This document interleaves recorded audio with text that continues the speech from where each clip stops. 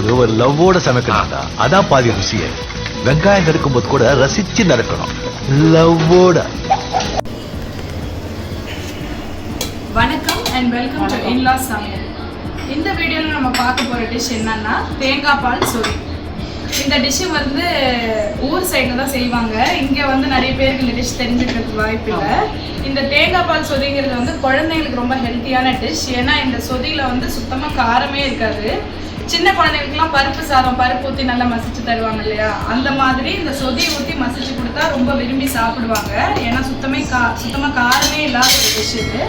இதில் வந்து இது வந்து ஃபுல்லாக டிஃபன் ஐட்டம்ஸ்க்கு, இடியாப்பம் அதுக்கெல்லாம் வந்து பிணைஞ்சு தொட்டு சாப்பிட ரொம்ப நல்லாயிருக்கும். இதில் இன்க்ரீடியன்ஸ் முன்னாடியே அவங்க சேர்த்துட்டாங்க. இதில் என்னென்ன இன்க்ரீடியன்ஸ் சேர்த்துருக்காங்கிறது பார்க்கலாம். இப்போ இந்த சொதி வைக்கிறதுக்கு மருமக சொல்லுச்சு. இதில் என்னென்ன சேர்த்துறதுன்னு இப்போ நான் சொல்கிறேன். ஒரு தக்காளி, 4 பச்சை மிளகா சேர்த்துருக்கு. அப்புறமா சின்ன வெங்காயம், ஒரு 10 சின்ன வெங்காயம் அரைஞ்சி போட்டுருக்குறேன். கொஞ்சம் மஞ்சத்தூள், 4 பல்லு பூண்டு கட்டு போட்டிருக்கு. கொஞ்சம் உப்பு. இது எல்லாத்தையும் ஒன்றா போட்டு வச்சுட்டேன். கொஞ்சம் கருவேப்பிலை, கடுகு உளுத்தம்பருப்பு, வெங்காயம் தக்காளியெல்லாம் நல்லா பொடியாக வெட்டி இதை போட்டு வச்சுருக்கேன்.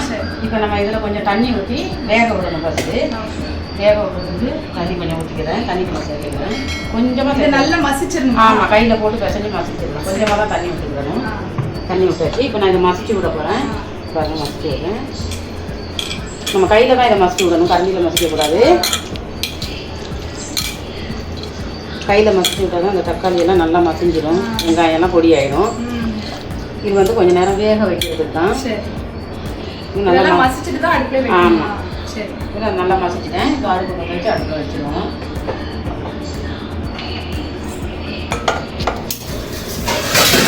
இந்த அளவுக்கு தண்ணி ஊற்றினா போதுமாங்களா? இவ்வளோ தண்ணி ஊற்றினா போதும். சரி, வேகணும். நல்லா வெந்து வத்தி வந்தோன்னே அடுத்தது அது என்ன தேவைப்படுறது நான் சொல்லணும்னா, இது எவ்வளோ நேரம் கொதிக்கணும்? ஒரு 10 நிமிஷம் கொதிச்சு வெந்தால் போதும். தண்ணி கொஞ்சம் வத்துற அளவுக்கு வெந்தால் போதும். நம்ம மூடி போட்டு மூடிடும்.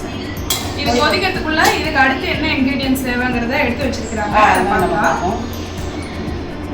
இது வந்து தேங்காய் பால் தலைப்பால் எடுத்து வச்சுருக்கிறேன். தலைப்பால் வந்து நம்ம கடைசியாக தான் ஊற்றுவோம், அதனால் இது எடுத்து வச்சுருக்கிறேன்.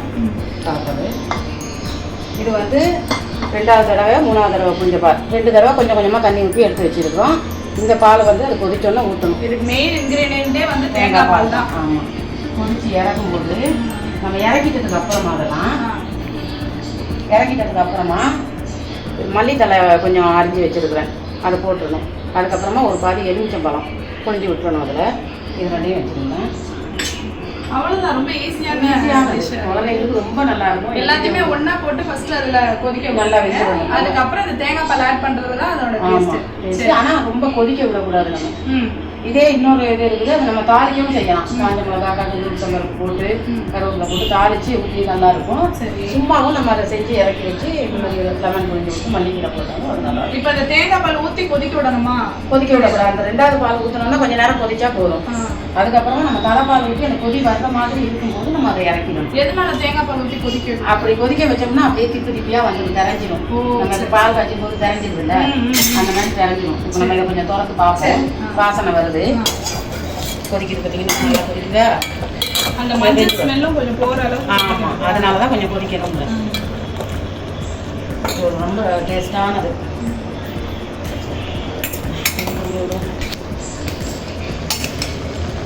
இது எங்கள் வீட்டில் வந்து எப்போவுமே எங்கள் மாமியார் இந்த சொதி எப்போ செய்வாங்கன்னா, நான்வெஜ் மெயினாக வந்து மீன் குழம்போ கறி குழம்போ அந்த மாதிரி எந்த நான்வெஜ் செஞ்சாலும் அதுக்கு வந்து கூட சொதியான ஒன்று வச்சுருவாங்க. இப்போ நிறைய பேர் வீட்டில் வந்து சிக்கன் கிரேவி, சிக்கன் குழம்பு வச்சா கூட ரசம் வைப்பாங்க.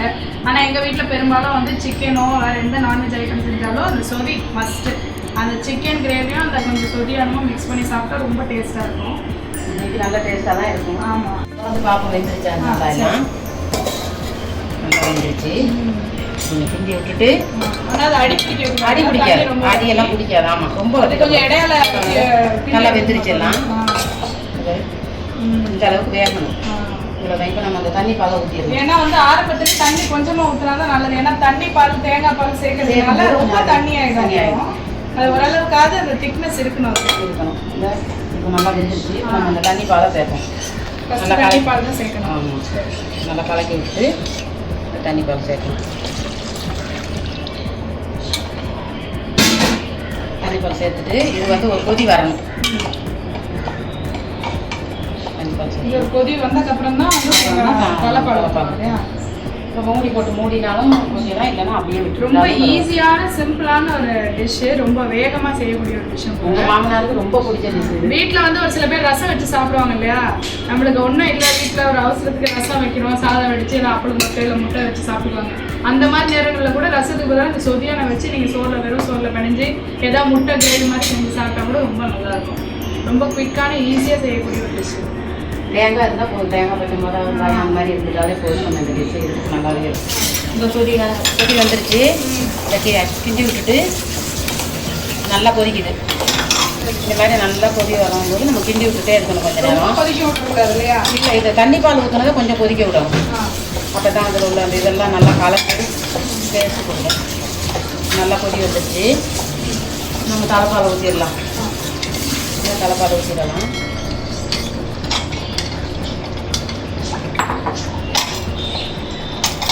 தலைப்பால் ஊற்றியாச்சு. என்ன என் மகன் குலுங்கி சிரிச்சுக்கிட்டு இருக்கான் அந்த பக்கம். டைரக்டர் சார் குலுங்கி சிரிச்சுக்கிட்டு இருக்காரு. ஏன் சிரிக்கிறாருன்னு தான் தெரியல.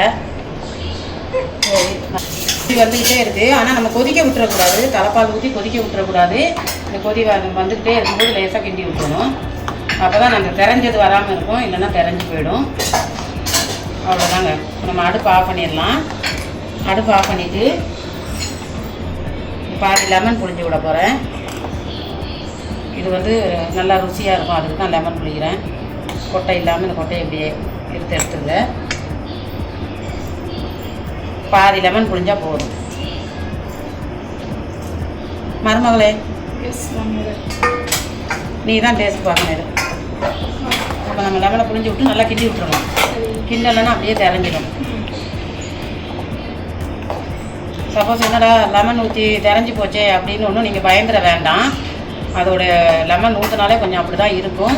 சாப்பிடும்போது நல்லா டேஸ்ட்டாக இருக்கும். அவ்வளோதாங்க. இது எப்படியும் நம்ம கடுகு காஞ்ச மிளகா போட்டு தாளிக்கிறேன்னா கூட தாளிச்சிக்கலாம். இன்னும் புதினா கொத்தமல்லி எல்லாம் கொஞ்சம் போடுறேன். இது தாளிக்கவும் செய்யலாம். இது வந்து நல்லா ருசியாக இருக்கும். வந்து பாருங்க, கொத்தமல்லி கீரை போட்டோம்னா நல்லா டேஸ்ட்டு பார்க்குறதுக்கும் நல்லாவும் இருக்கும். அவ்வளோதான்.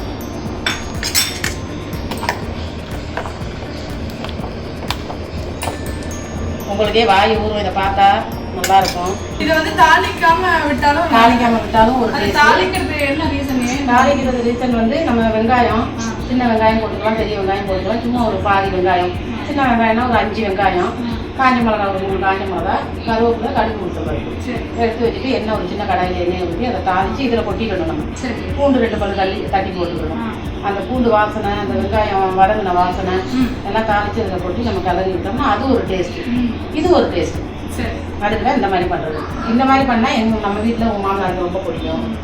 இது சாப்பிட்றது குழந்தைகளுக்கு இன்னும் ரொம்ப பிடிக்கும். என் பேரன் பேத்தியெல்லாம் ரொம்ப நல்லா சாப்பிடுவாங்க. நல்ல ஈஸியான குயிக்கான ஒரு சொதியானோ தேங்காய் பால் சொதி ரெடி ஆயிடுச்சு. இதில் இன்னொரு விஷயம் என்னென்னா, இந்த மல்லிகையெல்லாம் நம்ம தூக்கி போட்டுடலாம் கீழே. போட்டுட்டு கூட ஏன்னா குழந்தைங்க வந்து அது சாப்பிடும்போது அது வாய்ஸ் கழிப்பட்டால் சாப்பிட மாட்டாங்க. மல்லிக்கீரை போடுறதுக்கு ஒரு ரீசன் எப்பவுமே எங்கள் மாமியார் சொல்லுவாங்க, மல்லிக்கீரை போட்டால் வந்து பசி அதிகமாக எடுக்கும், அதனால குழந்தைங்க நல்லா சாப்பிடுவாங்கன்னு சொல்லுவாங்க. அதனால அந்த மல்லிக்கீரை ஆட் பண்ணுவாங்க. ஸோ இந்த டிஷ்ஷும் வந்து நீங்கள் கண்டிப்பாக வீட்டில் ட்ரை பண்ணி பாருங்கள். எப்படி இருந்ததுன்னு கமெண்ட் செக்ஷனில் சொல்லுங்கள். இந்த சேனலை புதுசாக பார்க்குறவங்களா இருந்தால் கண்டிப்பாக எங்களா சமையலுக்கு சப்ஸ்கிரைப் பண்ணுங்கள். ஸோ அடுத்து ஒரு நல்ல டிஷ்ஷோட உங்கள் எல்லாரையும் சந்திக்கிறோம். until then bye. சமைக்கும் போது ஒரு லவ்வோட சமைக்கணும்டா, அதான் பாதி ருசியே. வெங்காயம் நறுக்கும் போது கூட ரசிச்சு நறுக்கணும், லவ்வோட.